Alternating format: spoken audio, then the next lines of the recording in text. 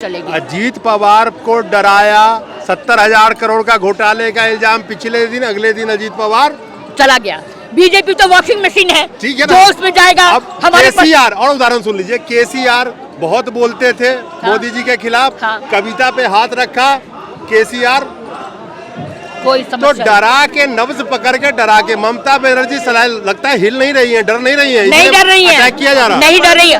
और एक बात बता दे रही हूँ, मैं एक बात बताना चाहती हूँ, शुक्र मनाइए स्वाधीनता के लड़ाई के टाइम में ऐसी गोदी मीडिया नहीं थी, नहीं तो आजाद भी नहीं हो पाते आप। एकदम सही वो बात है। कहता अंग्रेज बहुत बढ़िया है, मैं एकदम बढ़िया काम कर रहे हैं। एकदम मैं एक आपके बात ख्याल भी आजादी की नहीं आने देते। एकदम है, मैं फकीर हूँ, झोला उठाकर निकल जाऊंगा।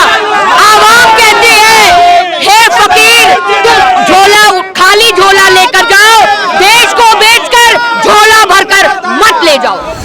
बोले थे अब की बार 200 पार, जब वहां की जनता जनार्दन, वहां की आवाम 2000 के थप्पड़ मार के उन्हें वहां से भगाई है, उसके बाद से ये सौतेला व्यवहार हो रहा है।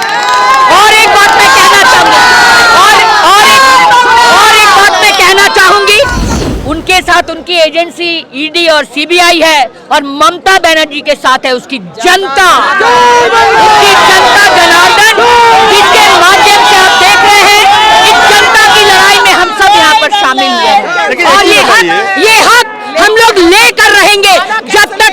ममता बनर्जी जब से इंडिया गठबंधन में आई हैं, या जितने भी इंडिया गठबंधन में लोग आए हैं, विपक्ष की बात कर रहा हूँ, उन सबसे बड़ा चिढ़ मची हुई है, वो ढूंढ रहे हैं कि क्या निकाला जाए उससे। एकदम मैं एक बात और कहना चाहूंगी, इंडिया गठबंधन के वास्ते उनमें एक भय समा गया है। अरे काहे का सौगात, मोदी जी कोई जमीन बेच के थोड़ी लाए थे, उसी स्टेट के जनता के टैक्स के पैसे जो काट के बैठी हुई है केंद्र सरकार, वही पैसा तो दे रही है, तो काहे का सौगात। कहते मोदी जी जन्मदिन पे सौगात बांट रहे हैं, विश्वकर्मा योजना, काहे का सौगात। उसी जनता का खून चूस के 100 रुपए लीटर पेट्रोल डीजल बेच के और नमक पे जीएसटी लगा के उसी जनता को दे रहे हैं। एकदम तो जनता को समझ में आनी चाहिए ना ये बात। एकदम आपने सही बात कही। और पश्चिम बंगाल से जो टैक्स का पैसा काट के ले जाते हैं वो, अगर घोटाला है तो आप उसको पकड़िए, ठूसिए, जेल में लगाइए, ईडी सीबीआई उसके पीछे। आप उस प्रदेश की जनता को क्यों सता रहे हैं? जो मजदूर मेहनत करता है,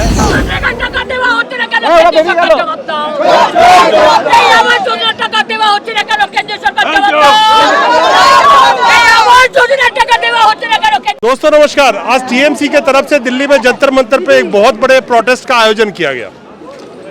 fights for your rights slogan ये दिया गया। मुद्दा ये है कि मनरेगा के तहत जो सेंटर का जो कंट्रीब्यूशन बनता है, देना था स्टेट गवर्नमेंट को, 2021 के बाद उन्होंने नहीं दिया। और यकीन नहीं मानेंगे, जिस मौजूदा मोदी सरकार में 12-12 लाख करोड़ रुपए मित्रों के माफ कर दिए जाते हैं, उसी सरकार में इसी देश के एक राज्य में जो मजदूर काम करता है मनरेगा के तहत, उस मजदूर को दिहाड़ी तक देने के लिए, उसका मेहनताना तक देने के हाल में मोदी सरकार नहीं है। क्या बंगाल से बदला ले रही है मोदी सरकार? क्या बंगाल की जनता को सजा दिया जा रहा है? इस देश में 28 करोड़ के करीब लोग रजिस्टर्ड है मनरेगा में। देश में बेरोजगारी अपने चरम पे।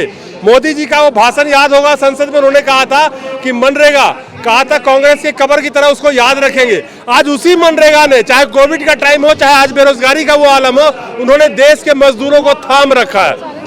मैडम आप लोग बंगाल से आई हैं, कई मुद्दे हैं। स्टेट गवर्नमेंट के पैसे नहीं देना, जीएसटी के थ्रू जो वसूल लिए जाते हैं, जो मनरेगा के तहत जो आंकड़ा में देख रहा था आपके बंगाल का, 15,000 से ज्यादा पैसे उन्होंने दिए नहीं है, 15,000 करोड़ तो उन्होंने दिए नहीं है। तो क्या लगता है कि मोदी गवर्नमेंट जो 2021 से मनरेगा के तहत ही पैसा नहीं दे रही है, स्टेट गवर्नमेंट के अपने जो टैक्स के पैसे उन्होंने काट के रखे वो नहीं दे रही है, क्या सौतेला व्यवहार किया जा रहा है बंगाल के साथ में? बिल्कुल सौतेला व्यवहार है। आप लोगों ने देखा है, करोड़ों रुपए लगा के सेंट्रल विस्टा का निर्माण किया गया है, वही गरीब का पेट मारने के लिए, उसके मुंह से निवाला छीलने के लिए मनरेगा का पैसा नहीं मिल रहा है। मनरेगा का काम कौन करते हैं? कौन करते हैं मनरेगा का काम? जिनको बहुत ही मुश्किलों का सामना करना पड़ता है, उसके बाद अपने पसीने बहा के वो मनरेगा का काम करते हैं मजदूर। उन मनरेगा के मजदूरों का पैसा नहीं देना, आवास योजना के पैसे नहीं देना, उसकी लड़ाई पश्चिम बंगाल से होती आ रही है, क्योंकि पश्चिम बंगाल के साथ आपने अच्छा ही कहा, सौतेला व्यवहार है। उसका कारण भी मैं बताती हूँ। 2021 में विधानसभा के चुनाव में जब बार बार जा रहे थे दिल्ली पैसेंजर की तरह, वहां साल भर कोई काम नहीं करता है लोगों के साथ, बोले थे अब की बार 200 पार। जब वहां की जनता जनार्दन, वहां की आवाम 2000 के थप्पड़ मार के उन्हें वहां से भगाई है, उसके बाद से ये सौतेला व्यवहार हो रहा है। और एक बात मैं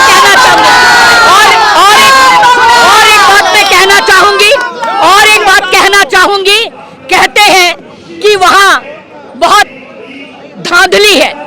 उन्हीं के लोग जाकर जब वहां देखते हैं, सब छानबीन करते हैं, वही रिपोर्ट देते हैं कोई घोटाला नहीं है, कोई धांधली नहीं है। और एक बात बता दूं, आवास योजना की लड़ाई क्यों लड़ाई है? जिन्होंने कहा था 2018 साल में, स्वाधीनता के 75वें साल में, स्वतंत्रता के 75वें साल में देश के हर एक इंसान के सर पे छत होगा, कोई झुग्गी झोपड़ी नहीं होगा, सबके घर में नल होगा, नल में जल होगा, सौभाग्य की बत्ती जलेगी, शौचालय होगा। अब लेकिन वो सौभाग्य मोदी जी ने दुर्भाग्य में उसको परिवर्तित कर दिया है। ये केवल हम तृणमूल कांग्रेस के सैनिक ही नहीं आए हैं, मनरेगा का जिन्होंने काम किया था। आपने सुना है पश्चिम बंगाल में पहले एक दिन बिष्णुपुर, बांकुड़ा डिस्ट्रिक्ट बिष्णुपुर में 3 बच्चों की मौत हुई दीवार धंसने के कारण। उसके बाद छातना में एक वृद्धा महिला की मौत हुई छत दीवार गिरने के कारण। फिर बीरभूम में एक की मौत हुई दीवार गिरने के कारण। इन सब का नाम आवास योजना के तहत उस लिस्ट में था, लेकिन इसके पैसे केंद्रीय सरकार ने नहीं दिए, जिसके कारण ये यंत्रणाएं उस परिवार को भुगतना पड़ रहा है। पश्चिम बंगाल की आवाम की यंत्रणा ममता बनर्जी जी की यंत्रणा है, अभिषेक बनर्जी जी की यंत्रणा है। मोदी जी की तरह प्रधानमंत्री बनकर लाखों के सूट पहनने वाले वो नहीं है, वो जनता जनार्दन के वो नेता है। जनता जनार्दन उनका परिवार है, इसलिए उनके साथ वो उस तरह चलते हैं। आपने पहले इन्होंने घोटाले की बात करी कि आरोप लगा रहे हैं कि मनरेगा का जो एलोकेशन होता था उसमें बहुत घोटाले हैं। मौजूदा वक्त में मौजूदा सरकार यानी कि मोदी सरकार, ऐसा कोई विपक्ष का नेता नहीं है जिसके पीछे ईडी ना लगा रखा हो, सीबीआई ना लगा रखा हो, इनकम टैक्स ना लगा रखा हो। अगर किसी ने घोटाला किया होता तो क्या वो बाहर होता? पहली बात। दूसरी बात, ममता बनर्जी इंडिया गठबंधन में एक बहुत ही महत्वपूर्ण भूमिका निभा रही हैं, तो क्या ममता बनर्जी के कोई भी मंत्री या नेता होते उनको मोदी सरकार बख्श देती क्या? ये सवाल है। अगर घोटाला है तो आप उसको पकड़िए, ठूसिए, जेल में लगाइए, ईडी सीबीआई उसके पीछे। आप उस प्रदेश की जनता को क्यों सता रहे हैं? जो मजदूर मेहनत करता है, अभी 2022-23 का एलोकेशन देख रहा था, जितनी एलोकेशन मनरेगा के मद में केंद्र सरकार ने किया था उसमें 100 दिन के बजाय मात्र 20 दिनों का काम दिया जा सकता है एक साल में। और उस 20 दिन के काम करने के बावजूद भी मजदूर को पैसा ना मिले तो मजदूर क्या करेगा, कैसे जिएगा? क्या लगता है कि ममता बनर्जी जब से इंडिया गठबंधन में आई हैं, या जितने भी इंडिया गठबंधन में लोग आए हैं, विपक्ष की बात कर रहा हूँ, उन सबसे बड़ा चिड़ मची हुई है, वो ढूंढ रहे हैं कि क्या निकाला जाए उसमें। एकदम। मैं एक बात और कहना चाहूंगी, इंडिया गठबंधन के वास्ते उनमें एक भय समा गया है, बीजेपी सरकार में एक भय समा गया है। आप लोगों को जरूर ये विदित होगा, क्योंकि ये सर्वविदित हो चुका है। चूंकि पश्चिम बंगाल का ये ऐलान था हम लोग पहुंचेंगे, वहां लड़ाई करेंगे, उन्होंने ट्रेन कैंसिल कर दिया, ट्रेन नहीं दिया। एक मिनट मैं बता दूं, इन्होंने बोल दिया तो मुझे पता है ये बोल रही है। इनके तरफ से 50 ये स्पेशल ट्रेन की डिमांड की गई थी, जो इनको नहीं दिया गया। जितने भीड़ आप हमारे फुटेज में देख रहे होंगे, कम से कम हजारों के तादाद में ये लोग आए, और आपको जान के ताज्जुब होगी कि बंगाल के अलग अलग कोने से पहले लोग कोलकाता आए, यानी कि एक दिन का बस का सफर करके वहां आए। वहां से 50 बस के करीब हायर की गई थी इन लोगों को यहाँ लाने के लिए। 2 से ढाई दिन का इनको टाइम लगा यहाँ आने में। बहुत सारा बंदा कितने एग्जॉस्ट होके यहाँ तक पहुंचे हैं। जिस केंद्र सरकार को हर स्टेट आज के वक्त में अपना टैक्स का हिस्सा देती है, उनको वापस देना होता है, लेकिन केंद्र सरकार देती नहीं है। आज अभी 2000 चुनाव का जो जितना दौड़ा मोदी जी कर रहे हैं, चाहे छत्तीसगढ़ हो, मध्य प्रदेश हो, राजस्थान हो, जितने भी राज्य हैं, वहां जाके जनता को कहते हैं कि ये 3000 करोड़ का सौगात, ये 8000 करोड़ का सौगात। अरे काहे का सौगात? मोदी जी कोई जमीन बेच के थोड़ी लाए थे। उसी स्टेट के जनता के टैक्स के पैसे जो काट के बैठी हुई है केंद्र सरकार, वही पैसा तो दे रही है। तो काहे का सौगात कहते मोदी जी जन्मदिन पे सौगात बांट रहे हैं, विश्वकर्मा योजना काहे का सौगात? उसी जनता का खून चूस के 100 रुपए लीटर पेट्रोल डीजल बेच के और नमक पे जीएसटी लगा के उसी जनता को दे रहे हैं। एकदम तो जनता को समझ में आनी चाहिए ना ये बात। एकदम आपने सही बात कही। और पश्चिम बंगाल से जो टैक्स का पैसा काट के ले जाते हैं वो पैसा भी पश्चिम बंगाल को ये नहीं देते हैं, जीएसटी के मार्फत, आपको पता है परसेंटेज है वो नहीं दे, but he is not giving at all anything. और उसके बाद आप लोगों को पता है कि चूंकि आज अभिषेक बनर्जी के नेतृत्व में हम लोग यहाँ हाजिर हुए, इसलिए आज अभिषेक बनर्जी को ईडी का बुलावा आया। इसके पहले इंडिया की बैठक थी 13 सितंबर को, उस दिन भी अभिषेक बनर्जी को ईडी ने बुलाया। अरे भैया ईडी बुला रहे हैं तो क्यों नहीं कुछ तैयार हो रहा है, क्यों नहीं प्रमाणित हो रहा? वो नादा शादा लेके भी कब से, लेकिन उसका कोई चार्जशीट आज तक बना उनके पास कुछ नहीं है। एक ही हथियार है, ईडी और सीबीआई, एक ही हथियार है। लेकिन एक बात एकदम पूरे जोरदार आवाज में कहूंगी, उनके साथ उनकी एजेंसी ईडी और सीबीआई है और ममता बनर्जी के साथ है उसकी जनता, उसकी जनता जनार्दन, जिसके माध्यम से आप देख रहे हैं इस जनता की लड़ाई में हम सब यहाँ पर शामिल हुए हैं। और ये हक हम लोग लेकर रहेंगे जब तक ये पूरा नहीं होगा, जब ये आंदोलन हम लोग का लगातार चलता रहेगा, चाहे वो ट्रेन बंद करे, चाहे वो प्लेन बंद करे, लेकिन पश्चिम बंगाल की आवाम ममता बनर्जी पे इतना विश्वास करती है, अभिषेक बनर्जी पे इतना विश्वास करती है, जरूरत पड़ेगा महीनों चलकर आराम कर करके रास्ते पर, लेकिन आएंगे और ये हक लेकर रहेंगे, क्योंकि हक की लड़ाई हमारी सवेत हमेशा चलेगी। अजीत पवार को डराया 70,000 करोड़ का घोटाले का इल्जाम, पिछले दिन अगले दिन अजीत पवार चला गया। बीजेपी तो वॉशिंग मशीन है, ठीक है जो उसमें जाएगा। हमारे केसीआर और उदाहरण सुन लीजिए, केसीआर बहुत बोलते थे मोदी जी के खिलाफ, कविता पे हाथ रखा केसीआर, कोई तो डरा के नब्ज पकड़ के डरा के ममता बनर्जी लगता है हिल नहीं रही है, डर नहीं रही है, नहीं डर रही है, अटैक किया जा रहा, नहीं डर रही है। और एक बात बता दे रही हूँ, मैं एक बात बताना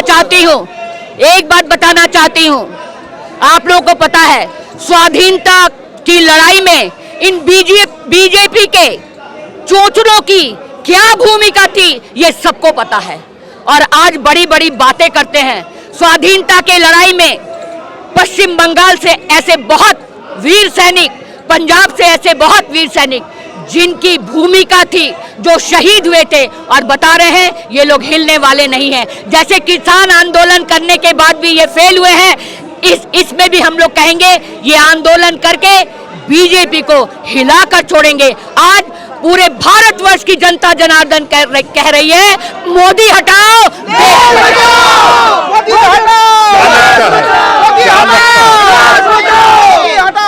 क्या लगता है इंडिया गठबंधन इनको इस बार 2024 में सत्ता से बेदखल कर देगी? एकदम सत्ता से बेदखल करी। क्यों, मैं आपको बता रही हूँ। 2014 से जुमला सुनते सुनते सुनते लोग थक जाते हैं। मन की बात ये करते हैं, मन की बात ये सुनाते हैं, मन की बात सुनते समय ये खुद बहरे हो जाते हैं। क्योंकि हम लोगों ने देखा अभी लॉलीपॉप पकड़ा रहे हैं, 13वां जुमला महिला बिल। अरे अब तक कहाँ थे? अब तक महिलाएं उन्हें नजर नहीं आ रही थी। जब मणिपुर में महिलाओं के साथ ऐसी अभद्र आचरण चल रहे थे तब तो वो बेवाक नहीं है, अभी भी है बेवाक, अभी नहीं बेवाक थे। मैं क्यों बोल रही हूँ? संसद में बेवाक थे, इसलिए मैं थे बोली हूँ। विदेश घूमने चले गए और महिलाओं का बिल पास करा रहे हैं, और पश्चिम बंगाल के आवाम को बिल दिखा के नहीं हिलाया जाएगा, क्योंकि उसके पहले ही ममता बनर्जी जी पंचायत में म्युनिसिपल कॉर्पोरेशन इलेक्शन में 50% का संरक्षण रखी है।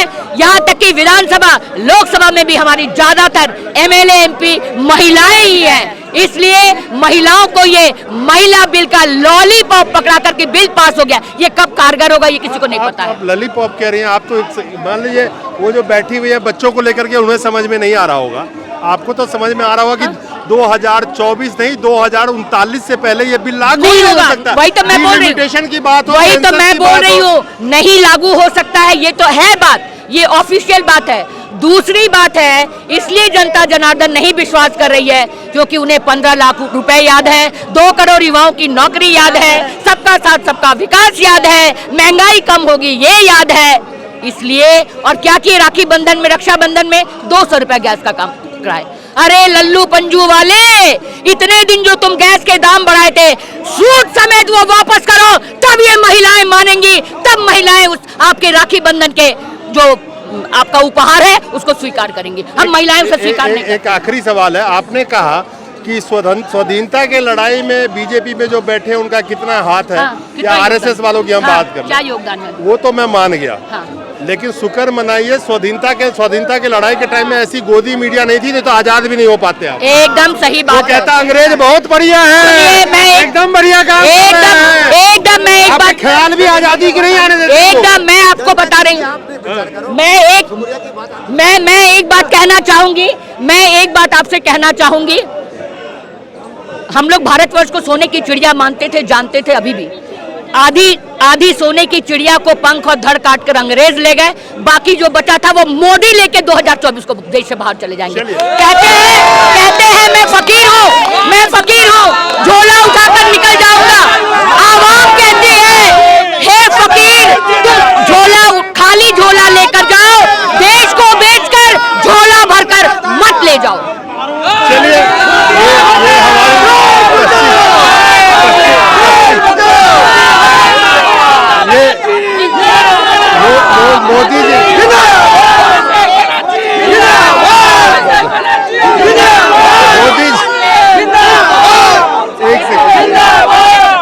मोदी जी मोदी जी झोला उठाए या ना उठाए ये तो कोई नहीं जानता, लेकिन इस देश के हर वो 80 करोड़ 100 करोड़ जनता जो मिडिल क्लास, लोअर क्लास और निम्न वर्गीय लोग हैं, वो कंधे पे झोला उठा के आज उधर घूम रहे हैं कि कहाँ किससे जाके न्याय मांगू और कहाँ किसको बात सुनाऊं।